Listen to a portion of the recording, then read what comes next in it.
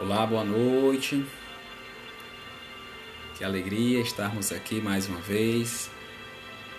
Vamos esperar alguns instantes para se juntar mais corações conosco nessa noite de hoje. Boa noite, Helder Rebouças. Vocês podem me confirmar se o áudio agora está ok? Tá dando para ouvir bem?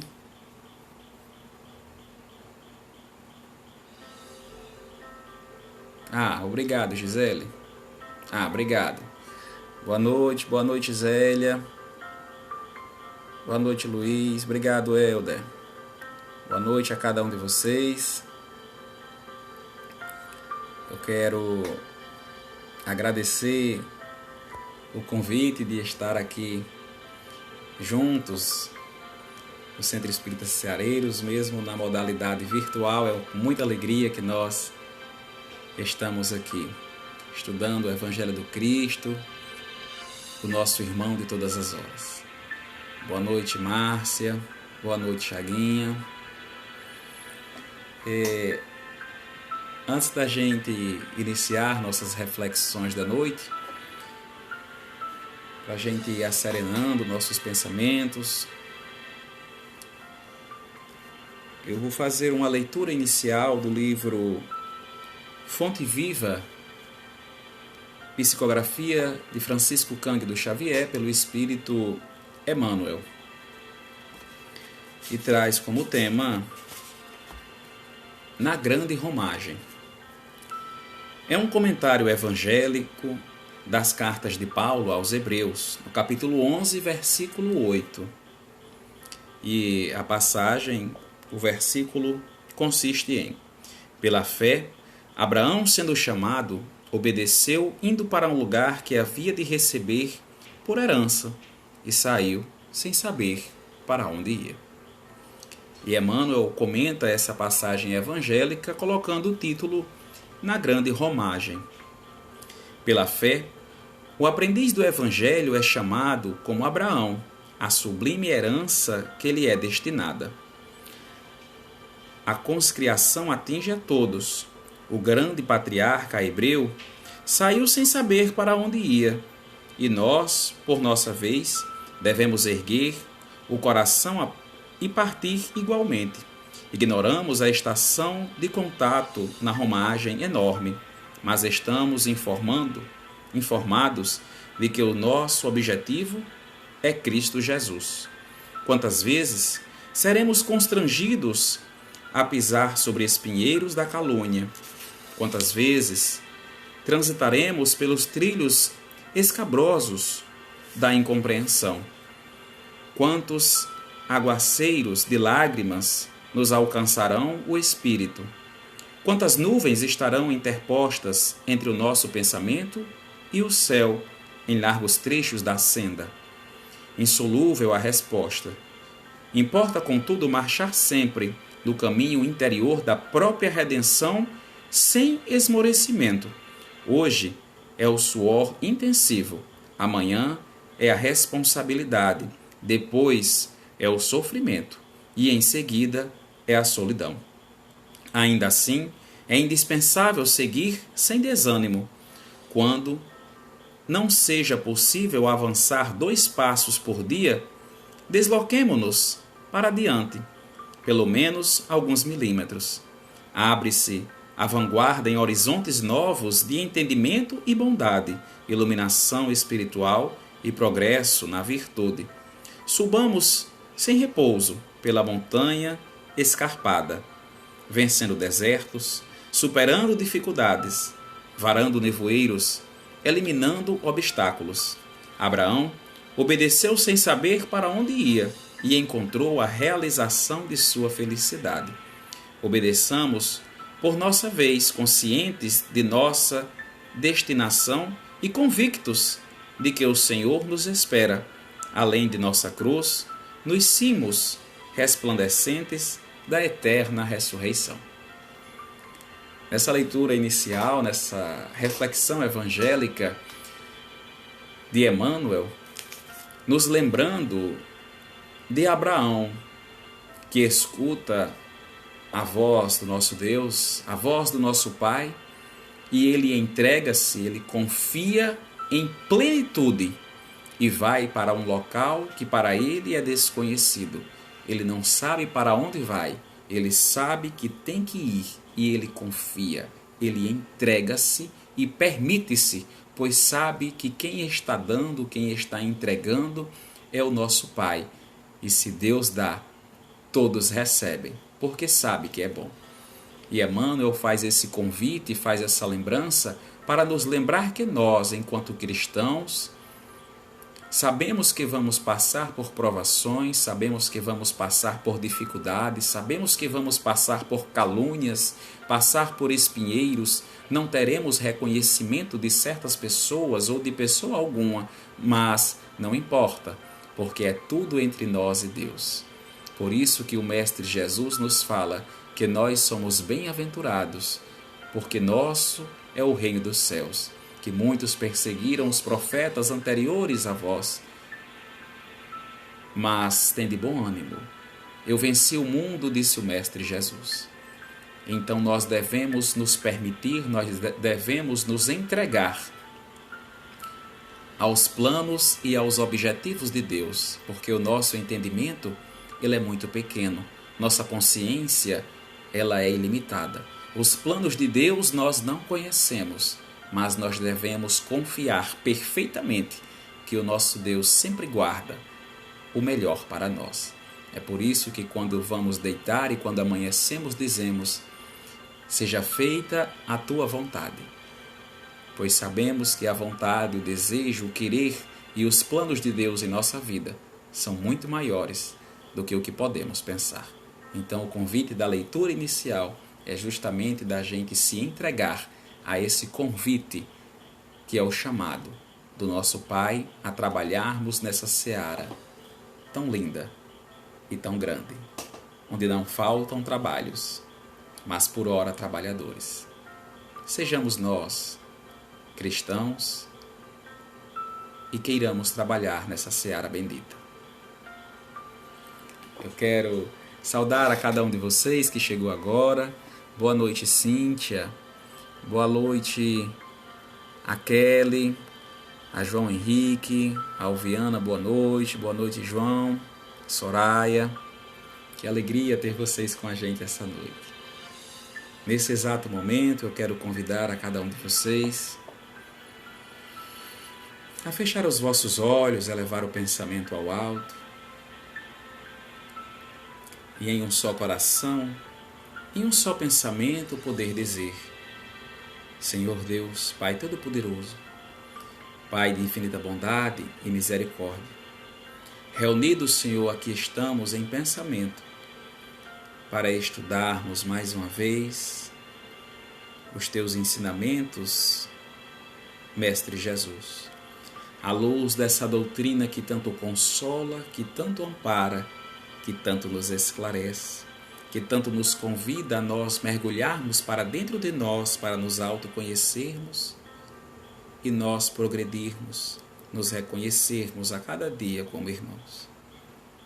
Pedimos a Tua intuição, Senhor, para que os Teus benfeitores espirituais, através dos nossos anjos de guarda, se façam presentes nesse exato momento, trazendo todo o entendimento da Tua espiritualidade superior, para que eu possa, a cada dia e a cada momento, conhecer mais dos Teus ensinamentos, sentir, viver e colocar em prática as leis de amor. Pedimos também, Senhor, em favor dos nossos irmãos que se encontram no leito dos hospitais, no meio das ruas, doentes, enfermos do corpo físico, psicológico e espiritual. Ampara cada um destes, Senhor, que Teus mensageiros de luz, encarnados e desencarnados, sempre hajam a favor de todos os que estão aflitos, sejam dentro de casa, sejam no meio das ruas. Que a Tua luz, o Teu amor, Senhor, fique conosco durante toda a explanação evangélica, para que melhor possamos aprender e depois dessa, para que melhor possamos caminhar. Que a Tua luz e o Teu amor, Senhor, envolva a cada um de nós. nesse exato momento. Que assim seja.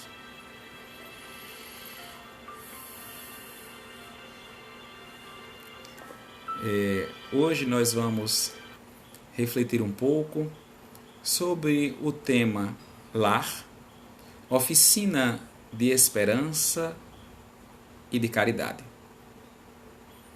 Quando nós colocamos o lar, quando nós pensamos no lar, nessas palavras, é preciso a gente distinguir duas coisas.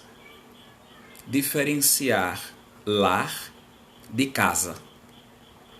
A casa é uma engenharia, ela é uma construção feita de tijolos e telhas, paredes, uma cobertura. Um local onde as pessoas habitam é a sua casa.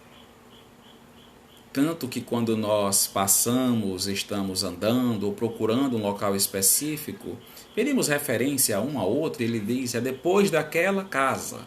E a gente logo identifica, pois temos a imagem de uma casa sendo uma construção material. Agora, um lar não é unicamente uma casa. O lar, ela envolve, o conceito, envolve pessoas, envolve alguém, envolve relações humanas, relações sociais, onde as pessoas aprendem a contribuir mutualmente umas com as outras para o progresso de todos. É um local onde vai haver amor, onde vai haver confiança. É um local que deve haver respeito, onde deve haver paz. Então, o lar é muito mais do que uma casa. O lar é um local onde a gente se sente protegido, é um local onde a gente se sente acolhido. Por isso que tantas famílias, mesmo sem ter onde ficar, quando elas estão uma com as outras, elas se sentem protegidas, porque ali é o seu lar. O lar da gente é um local seguro, são as pessoas com quem nós nos relacionamos. Elas são o nosso porto seguro, elas são o nosso lar. E pode haver, nesse contexto, a casa ou não, a sua residência ou não. Então o lar é esse local que deve haver amor. É o local onde deve abrigar as famílias. E quando falamos em família, falamos em lar, logicamente falamos das pessoas que residem nesse lar. E as pessoas que residem nesse lar, a constituição familiar, que pode ser configurada pelo pai, pela mãe, pelos filhos, caso tenha, pode ser configurada pelo avô, pela avó e os netos, pode ser configurada por 2 pais e um filho ou filha, por 2 mães, por apenas um destes, só um pai, o filho ou a filha, ou só a mãe e o filho e a filha. Não importa a configuração que rege o núcleo familiar, pois sabemos que a cada dia essa configuração ela está não só avançando, como está se diferenciando devido às atribuições, às tribulações da vida. Hoje uma criança mora com seu avô ou só com sua avó, ou cuida da casa, da sua mãe que está doente ou do pai. A criança mora com um padrasto ou com a madrasta e o seu respectivo companheiro ou companheira. Mora só com os irmãos. O que importa é haver o local de respeito mútuo. É haver a constituição familiar, independente da sua configuração. Quando nós falamos em família, quando nós falamos em casa, em lar, é muito comum a gente escutar, principalmente de pré-adolescentes ou de adolescentes, eles dizerem assim, eu acho que eu nasci na família errada. Eu só posso ter nascido na família errada. Aqui em casa, todo mundo gosta, por exemplo, de forró, eu gosto de rock. Todo mundo gosta de pagode, eu gosto de reggae. Eu sou a ovelha negra da família. porque eu sou diferente. É muito comum a gente escutar isso de adolescentes, né? Mas o Espiritismo nos esclarece que ninguém nasce, ninguém erra de endereço ao nascer. Quantas vezes um neto, ou a filha, ou o filho diz para a mãe, para o pai, diz: eu queria ter nascido rico. E o irmão mais velho, ou o próprio pai e a mãe diz: ah, pois você nasceu na família errada. Porque aqui em casa a gente dá duro para ganhar o pão. E você não é diferente de todo mundo. Quando terminar os estudos, vai começar a trabalhar. É muito comum a gente escutar isso no nosso dia a dia, né? Mas é justamente isso que o Espiritismo nos traz, que nós não erramos de endereço ao nascer. Nós não estamos no local errado, nós não estamos com as pessoas erradas à nossa volta. Pelo contrário, nós estamos justamente com as pessoas que melhor irão nos contribuir para o crescimento, contribuir com o nosso crescimento. É justamente naquele lugar que nós vamos amadurecer, que nós vamos crescer pessoalmente, psicologicamente, espiritualmente. A constituição familiar nos esclarece, o Espiritismo, que ela não é aleatória, que ela não é por acaso. Pelo contrário, é muito bem planejada. O nosso lar, a nossa casa, nós escolhemos os nossos pais. E os nossos pais, eles nos escolhem, aceitam as missões para nos trazerem para a terra, para nos trazerem até esse município que nós estamos, até a casa que nós estamos. É tudo planejado. Nada é por acaso. Então ninguém erra de endereço ao nascer. O Espiritismo nos esclarece que nós temos duas famílias. A família espiritual e a família consanguínea. A família espiritual, o nome já diz, são os espíritos que são amigos, espíritos que são afins, que se gostam e que essa família jamais acaba, que ela jamais termina, ela continuará para sempre. Porque já são de espíritos que se gostam, que se amam e querem o bem mutualmente. Quantas vezes nós escutamos alguém dizer, e até a passagem propriamente bíblica, que nos diz que existem amigos que são mais chegados do que irmãos. O que quer dizer isso? É que encontramos naquela figura de um amigo um verdadeiro irmão, uma verdadeira parceria, porque ali está uma família espiritual.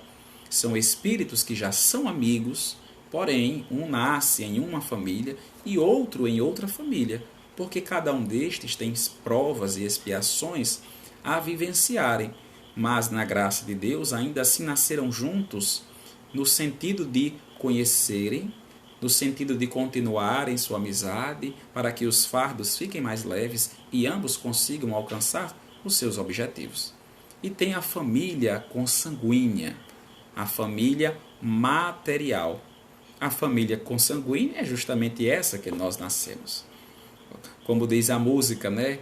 Mamãe, vovó, papai, titia, família. A família consanguínea, nossa família biológica, que é necessária no mundo em que nós vivemos. É necessário juntar-se o pai, a mãe e originar o filho. É necessário matéria para produzir matéria, mas não necessita-se de espírito. Na verdade, matéria produz matéria, mas o espírito não produz espírito. Em outras palavras, não é o espírito do pai que junta-se com o espírito da mãe e geram um novo espírito. Os espíritos são criados unicamente por Deus. E para que eles venham até o nosso globo que nós nos encontramos, necessário se faz de um receptáculo, necessário se faz de um envoltório. Em outras palavras, precisa-se de um corpo, para que o espírito possa o animar e por aqui passar pelas suas provas e expiações. Então é atribuído aos pais a gerarem esse corpo material através das relações que nós conhecemos, das relações humanas para a perpetuação da raça. E o espírito, logicamente, vem para ter as suas provações. É colocado, é atribuído as responsabilidades dos pais. O Espiritismo nos esclarece perfeitamente da missão da paternidade ou da missão da maternidade. E um espírito que falha nessa missão, ou que recebe no plano espiritual, mas quando chega no material, que a criança chega, esse não cumpre definitivamente o papel de um orientador, de um protetor, daquele que rege, que ampara, esse irá prestar contas com a espiritualidade. E a nós não compete julgar, somente a Deus compete. A nós, que conhecemos a doutrina espírita, compete nós olharmos para situações como essa com mais leveza, para poder entender que todos nós somos espíritos que passamos por provas e por expiações. Na questão 132 do Livro dos Espíritos, Kardec pergunta aos benfeitores qual é o objetivo de nós encarnarmos. E os benfeitores dizem, qual é o objetivo da gente nascer? Seria mais ou menos isso a pergunta de Kardec, já com a linguagem espírita, digamos assim. Embora esse nome já exista há muito tempo. E os benfeitores espirituais, eles respondem, Deus lhe impõe a encarnação com o fim de fazer chegar o espírito à perfeição. Para uns é prova, para outros é uma missão. Mas para alcançarem a perfeição, tem que sofrer, tem que passar por todas as vicissitudes da existência corporal. Nisso é que está a expiação. Ou seja, precisamos vir para o corpo para passarmos pelas expiações, pelas provações, porque assim nós poderemos crescer, amadurecer e evoluir espiritualmente muito mais rápido. A verdadeira vida, sabemos perfeitamente que é a vida espiritual. A vida terrena é só uma passagem. Não importa a religião que a gente professe, desde que cristã. Na verdade, as religiões espiritualistas, elas já dizem, é muito comum a gente escutar de qualquer uma das pessoas religiosas dizer que a vida é uma passagem, que nós estamos aqui só de passagem. Então acredita-se que existe uma vida após a vida, ou seja, a vida ela sempre continua. Então nessa forma, nessa perspectiva, nesse entendimento que a vida ela nunca tem fim, quer dizer que a família da gente ela nunca se acaba.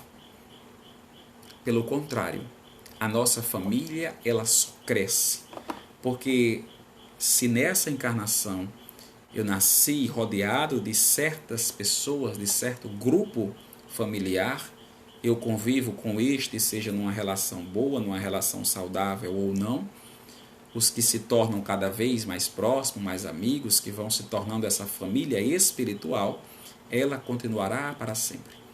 E em uma nova encarnação estarei eu em um novo grupo, em uma nova constituição, e terei novos amigos, novas famílias espirituais, então a família só cresce. Mas é preciso também a gente entender o quê? Que nessa constituição familiar de espíritos amigos, família espiritual, e da família corpórea, os benfeitores nos dizem que o objetivo seria o nosso progresso. Seria não, é o nosso progresso, é o nosso crescimento. E que nós temos dívidas, que nós temos débitos a pagar. Por isso que estamos aqui em um planeta de provas e de expiações. Porque nós temos muito que aprender ainda. E nesses débitos que podemos nós estar reparando, começamos a reparar dentro da nossa constituição familiar. É por isso que existem famílias, que são tão calmas, são famílias que a gente costuma dizer vive bem, mas não no sentido material, vivem bem no sentido de harmonia, de paz, de respeito. E existem aquelas famílias mais atribuladas, que passam por muitos sofrimentos, que passam por muitas brigas, com muitas intrigas, com muitas picuinhas, como a gente costuma dizer no popular. Essas famílias já são programadas para terem as experiências necessárias, programadas, no caso, planejadas. Se nós vamos seguir o plano ou não, isso aí já compete a cada um de nós. Então, por que existem famílias que têm tantas desavenças e famílias que são mais calmas, digamos assim? É porque nós podemos, nessa expiação, nessa prova, nessa vida que nós estamos, justamente reparando um defeito nosso com alguém. Deus, Jesus, nos diz que nós devemos amar ao próximo como a nós mesmos. Então, para isso, Jesus coloca o próximo, a espiritualidade coloca o próximo definitivamente bem próximo, mas é bem próximo mesmo, tão próximo que dorme na mesma cama, que dorme no quarto ao lado, que dorme no puxadinho do muro atrás, que dorme no andar de cima ou no andar de baixo. Então coloca o próximo bem próximo, porque para que a gente ame quem está fora, para que a gente ame quem a gente não conhece, a gente precisa amar quem está com a gente. E é justamente nesse berço social onde nós encontramos todos os setores da sociedade na constituição familiar. Se prestar atenção, nós temos o setor financeiro dentro de casa, que é representado por uma figura de uma pessoa A ou B.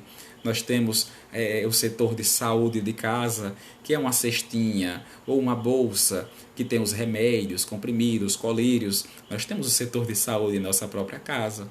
Nós temos o setor de infraestrutura, quando a gente precisa fazer uma reforma, a gente planeja, faz a economia, faz a cotação. Então, é um berço definitivamente social para que a gente vá para a sociedade maior, para o mundo afora. E nesses débitos que a gente adquire pelo nosso livre-arbítrio, digamos que em uma vida passada eu tenha feito um grande mal a alguém ou a um conjunto de pessoas e gerei briga, gerei uma desavença, uma raiva, um ódio muito grande. Digamos que eu ceifei a vida de uma pessoa. Lógico que aquele espírito ficou perturbado porque ele tinha uma expiação inteira e ela foi interrompida porque eu ceifei a vida dela. Então aquele espírito fica perturbado e eu contraí um débito perante as leis divinas. Pela raiva, pelo ódio de um espírito para com o outro e vice-versa, é necessário a reparação. E para isso, para que pelas leis divinas a gente repare o mal que fez, e não importa os motivos da desavença, que eu consiga reparar, e onde era um dia raiva, onde um dia era ódio, se transforme em amor para fazer de jus ao que o Mestre disse, amai-vos uns aos outros, nós poderemos nascer na mesma família. Assim nascerá o algoz e a vítima, o algoz para aprender a amar, a vítima para aprender a perdoar, e nascem na mesma constituição familiar, e estes podem vir como irmãos, estes podem vir como marido, como esposa, como avô, como neto, como primos. Então são aqueles espíritos que guardam um grande ódio, um grande rancor para com o outro, que estão vivendo juntos agora. Para quê? Para que aprendam a viver desde pequeno um com o outro e comecem a esquecer e comecem a apagar a raiva, o ódio que um teve com o outro um dia, colocando o amor nessa encarnação para que se equilibre e depois o amor ultrapasse. Então, por que nós não lembramos de quem nos fez mal na vida passada ou de quem eu fiz mal na vida passada? Pela misericórdia divina. Nos é colocado, como a gente costuma chamar, o véu do esquecimento. E esse véu do esquecimento faz eu esquecer daqueles que me fizeram mal e daqueles que eu fiz mal. Imagine se a gente não esquecesse quem foi que nos matou na vida passada ou quem eu matei na vida passada. Se cada um de nós lembrasse de tudo o que aconteceram nas vidas passadas, o mundo seria um caos. Porque aquele que morreu um dia, hoje voltou, está no corpo forte e vigoroso, vai querer se vingar daquele que matou a vida dele na encarnação passada. E ficaria esse ciclo vicioso de ódio. E na esperança de acabar com isso, nos é colocado o véu do esquecimento. E nos colocado juntos, próximo, bem próximo. Porque todas as famílias gostam de ver aquele bebezinho nascendo. Quando nasce um bebê na família, é motivo de alegria na família toda. Porque chegou aquele ser completamente indefeso, onde todos vão se ajudar, onde todos vão contribuir para que nada falte àquele bebê que chegou, aquele novo membro familiar consanguíneo que chegou na família. E todos vão se revezar, vão ajeitar roupas, alimentos, vão proteger aquele bebê até que ele cresça. E vão ver o seu rostinho, as bochechinhas rosadas, as brincadeirinhas, o choro, o riso, o primeiro andar, e todos vão se cativando por aquele espírito que acabara de chegar, mas ninguém sabe quem foi esse espírito. Pode ter sido o espírito de alguém que um dia eu fiz mal ou que um dia me fez mal. E é justamente aprendendo a amar desde pequeno que eu vou deixar de lado, que eu vou esquecer o mal que ele nos fez ou que eu fiz a ele. Mas o núcleo familiar, a constituição familiar que nós estamos, não necessariamente vem somente, né, desses espíritos que contêm débitos um com o outro.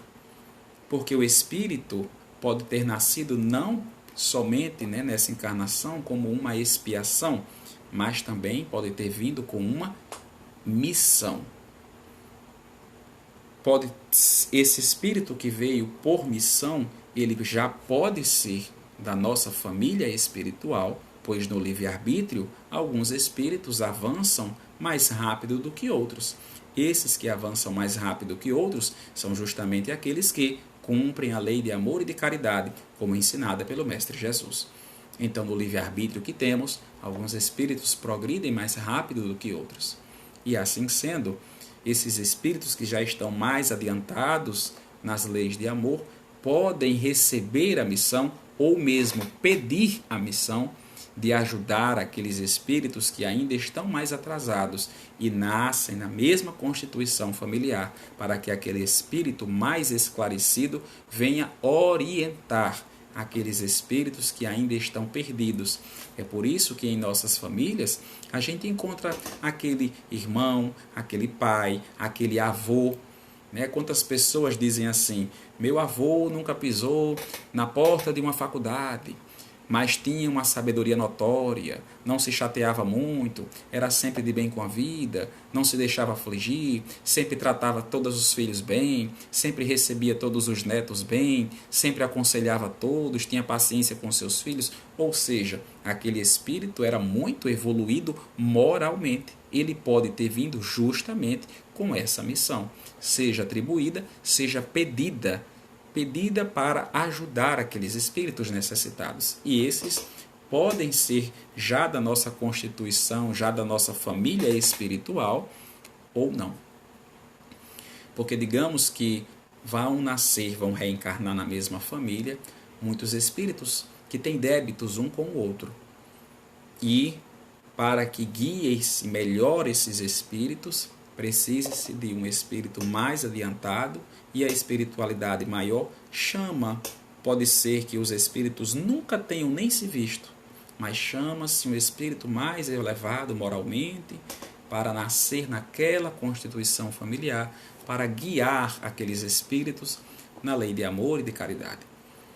Então, nossa constituição familiar, ela pode ser feita, né? Ela pode estar constituída de espíritos com débitos um com os outros e espíritos que estão em missão para ajudar esses espíritos nos débitos, nas aflições. É por isso que tem primos que não falam com primos, tem tios que brigam com os irmãos, com os sobrinhos, porque são espíritos que estão se reparando. A família é justamente essa oficina de trabalho. De que trabalho? O trabalho da tolerância, do trabalho, do amor.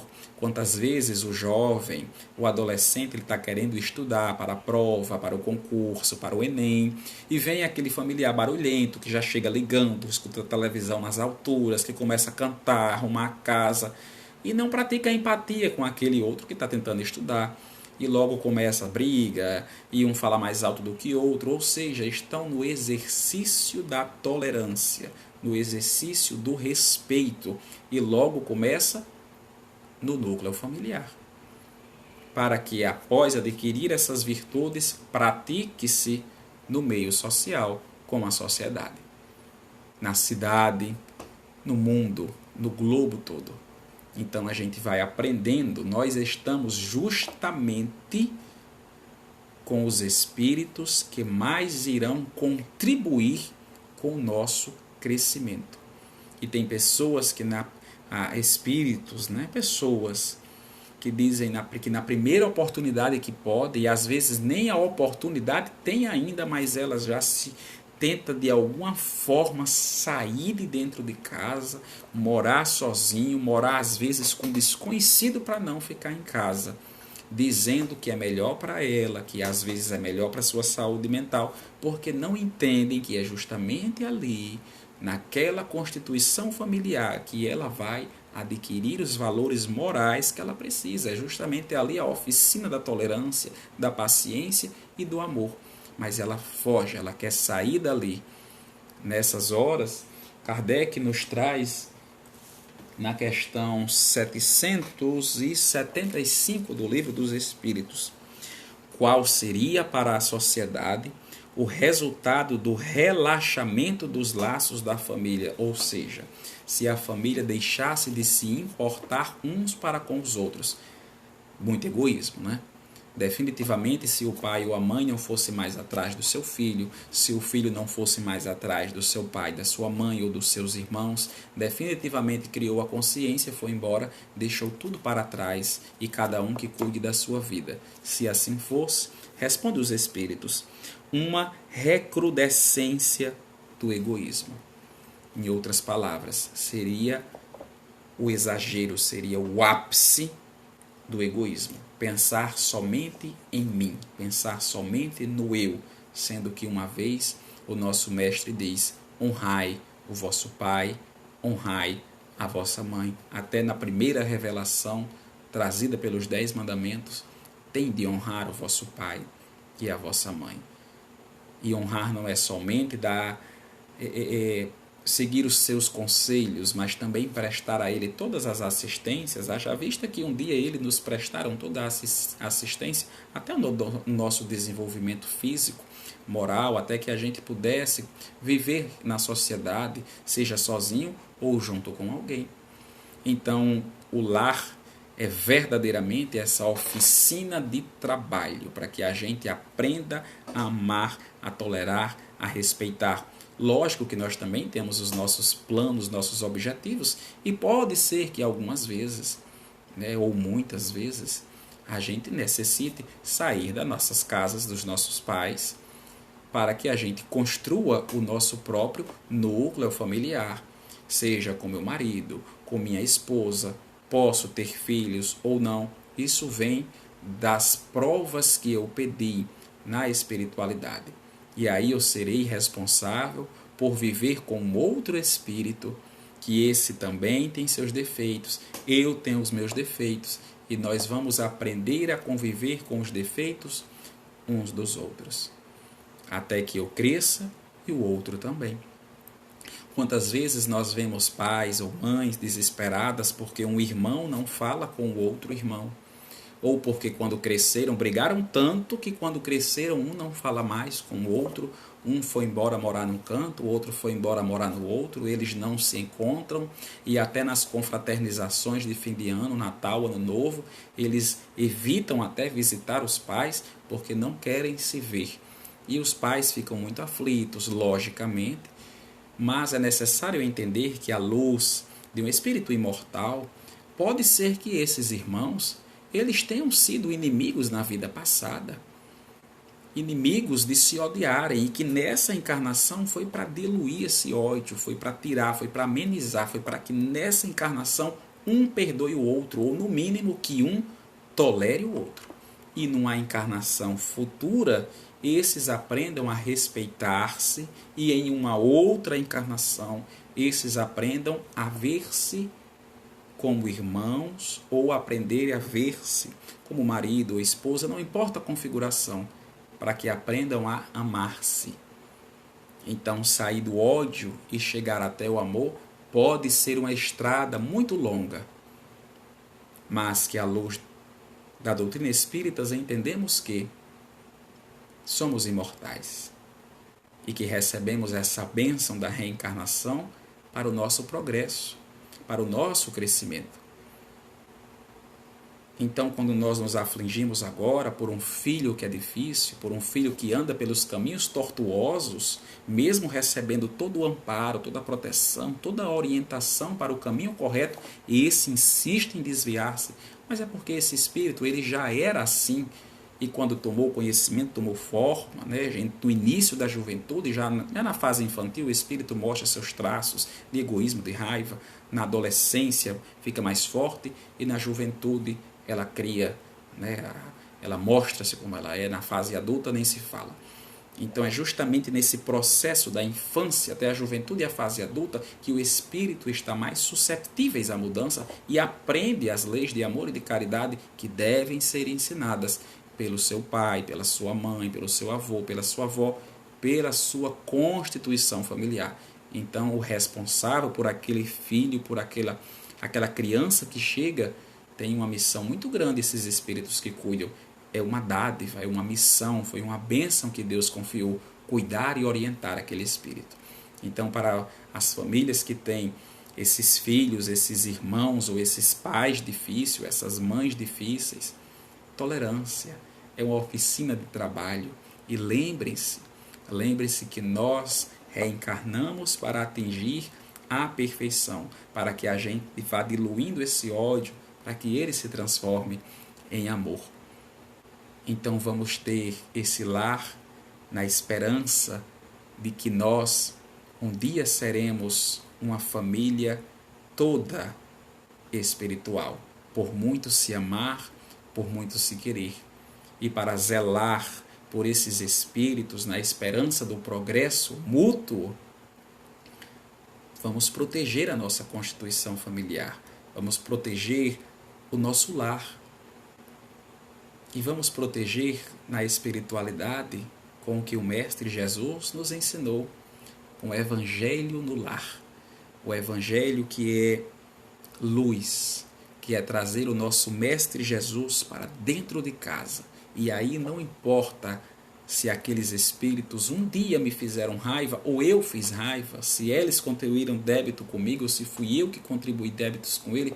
Quando nós estamos em torno da mesa estudando o Evangelho do Cristo, estando com o próprio Jesus, nós vamos aprendendo, nós vamos quebrando essa raiva, vamos quebrando esse ódio, e o Evangelho vai penetrando como uma espada, entrando no mais puro, no mais íntimo do meu ser e me transformando em uma nova criatura que aprende a amar como Jesus amou. Por isso que nos diz: amar o teu próximo. Nós vamos amar. Somos uma família, somos imortais. E quando nós aprendemos a amar a cada um dos espíritos que foi colocado ao nosso redor, vamos entender que um dia nós seremos uma só família. Para finalizar as nossas reflexões dessa noite, eu trago um trecho de uma música. Ela é de Clésio Tapeti e ela se chama Família Universal. Eu não vou cantar porque vocês estão vendo que minha voz ela é belíssima, né, gente? Mas eu vou recitá-la como se fosse uma poesia. E ela diz: a família é uma escola onde aprendemos a amar, onde aprendemos o perdão, a paciência e a compreensão. A família é uma escola onde aprendemos a amar. É um reencontro com pessoas do passado. O que era ódio, um dia vira amor. Aprendendo a amar o irmão de sangue, um dia iremos entender que todos nós somos irmãos. aprendendo a amar a nossa família, um dia ela será a família universal. Então vamos enxergarmos-nos como espíritos tendo uma nova oportunidade. E que não importa saber se eu contribuí débitos com alguém ou se alguém que contribuiu débitos comigo, não importa. Foi dada uma nova oportunidade, um novo recomeço, para que a gente se ame enquanto espíritos que estamos um do lado do outro. Vamos encarar o nosso lar como oficina de esperança no progresso mútuo, como oficina de trabalho para o crescimento espiritual. Vamos aprendendo a amar todos os nossos irmãos, nossa família, seja ela física, seja ela espiritual. Porque Deus confiou espíritos para cuidarem de espíritos, para reparar seus erros, ajudar as suas dificuldades. Deus é tão bom que nunca nos deixou sozinho, nem pelos laços físicos, biológicos, nem pelos espíritos encarnados e desencarnados. Continuamos sempre sendo uma família e que a gente possa, cada dia, nos encontrarmos, nos encararmos, nos enxergarmos como uma grande família, como uma família universal. Que o nosso Mestre Jesus, que a espiritualidade superior nos cerque, nos trazendo novas oportunidades de recomeçar a cada dia, de nós nos enxergarmos como irmãos e de mãos dadas, todos caminharmos juntos nos caminhos que levam a Deus. Que se nossos passos se desviarem para a direita ou para a esquerda, a gente retorne, porque é isso que uma família faz. Além de guiar, além de orientar, ela pega na mão e caminha junto, porque os fardos ficarão mais leves e nós vamos aprendendo a contar um com os outros, quebrando o nosso orgulho, quebrando o nosso egoísmo. Agradecemos, Senhor, nessa noite de hoje, por todas as oportunidades que o Senhor nos deu. Agradecemos, Senhor, nesse exato momento, pela família que me destes, pois hoje eu compreendo que são os espíritos que melhor irão contribuir para o meu crescimento. Que eu possa exercitar a tolerância, a compaixão e o perdão para progresso meu e de todos os envolvidos, para que juntos a gente cresça, evolua, até que a gente ame uns aos outros, como o nosso Mestre Jesus amou. Nos protege, nos abençoa, nos ilumina, Senhor, a cada dia. Que assim seja.